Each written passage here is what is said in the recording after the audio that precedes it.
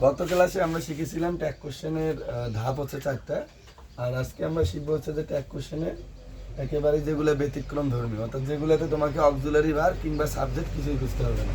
দেখো, যদি তুমি কোনো বাক্যের মধ্যে শুরুতেই দেখো ডন থাকে, কি থাকে বলো? ডন। এই ডন তাহলে একবারে কি বুঝবে? উইল।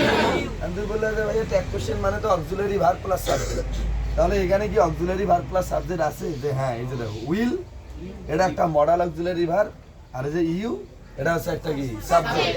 তার মানে তুমি মোটের উপরে ওটাই বলতে পারো যে ট্যাগ কোশ্চেন মানে অক্সিলারি ভার্ব প্লাস সাবজেক্ট। তাহলে কোনো বাক্যের শুরুতে যদি কি দেখো ডন, তাহলে কি বসাই দিতে হবে? উইল। আর কোনো কিছু খেয়াল করতে হবে না যে ওই বাক্যটার মধ্যে নো নট আছে কিনা, তারপরে সাবজেক্ট আছে কিনা, এগুলো কিচ্ছু খুঁজতে হবে না। আবার যদি দেখো কোনো বাক্যের শুরুতে লেটস থাকে, কি থাকে? লেটস, তাহলে তুমি ওখানে কি বসাই দিবে? শ্যালই। যদি দেখো কোনো বাক্যটি ইম্পারেটিভ সেন্টেন্স হয়, কি সেন্টেন্স? ইম্পারেটিভ সেন্টেন্স মানে যে বাক্যের সাবজেক্ট নাই, যে বাক্যের কি নাই সাবজেক্ট নাই, সেটাকে বলা হয় ইম্পারেটিভ সেন্টেন্স। অথবা কোনো একটা বাক্য যদি ভার্ব দিয়ে শুরু হয় তখন তাকে বলা হয় ইম্পারেটিভ সেন্টেন্স। যেমন ধরো বলা হলো ওপেন দ্য ডোর,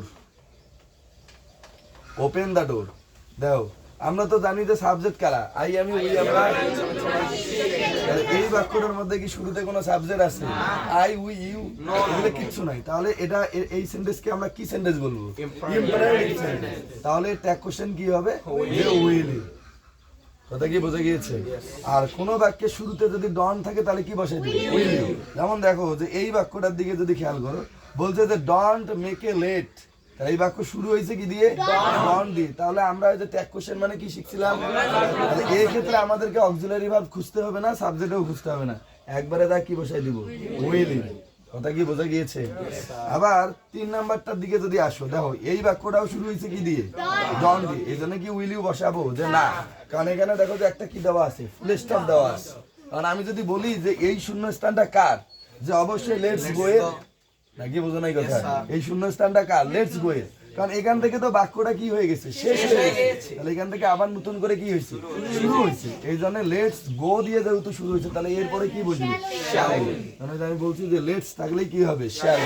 আবার প্রথম বাক্যটার দিকে যদি খেয়াল করো, দেখো এখানে বলছে যে let's make the best use of time. তাহলে এই বাক্যটা আবার কি দিয়ে শুরু হয়েছে? লেটস। আর লেটস দিয়ে শুরু হলে তোমরা কি বুঝছো? আর উপরের দিকে যদি একটু খেয়াল করো, দেখো যে অক্সিলারি ভার্ব প্লাস সাবজেক্ট। তবে কিছু কিছু ক্ষেত্রে অক্সিলারি ভার্বের কি করতে হয়?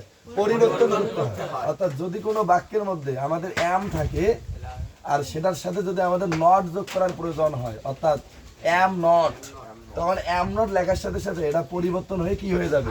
আরএন্ট। মানে অ্যাম নট পরিবর্তন হয়ে কি হয়ে যাবে? আরএন্ট।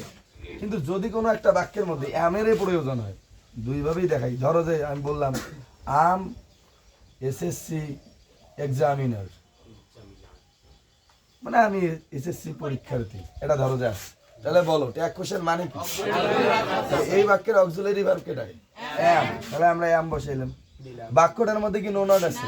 তাহলে এই যে আমরা নট যোগ করে দিলাম। আর বাক্যটার মধ্যে সাবজেক্ট কি? আই। তাহলে হয়ে গেল অ্যাম নট আই।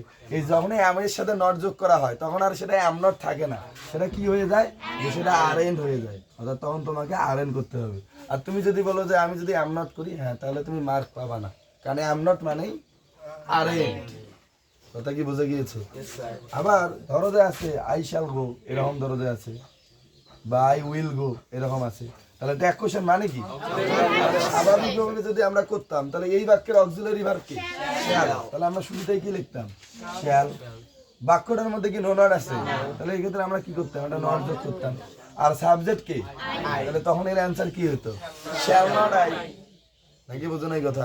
কিন্তু এই শ্যালের সাথে যখন নট যোগ করা হবে তখন আর শ্যাল নট হয় না, তখন একবারে বলতে হয় শান্ট। অর্থাৎ দুটা যে এল আছে, এল দুটাকে কি করতে হবে?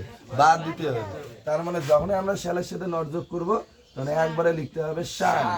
তখন যদি কেউ শ্যাল নট লেখে তাহলে সেটা কি হয়ে যাবে? ভুল হয়ে যাবে। কথা কি বোঝা গিয়েছে?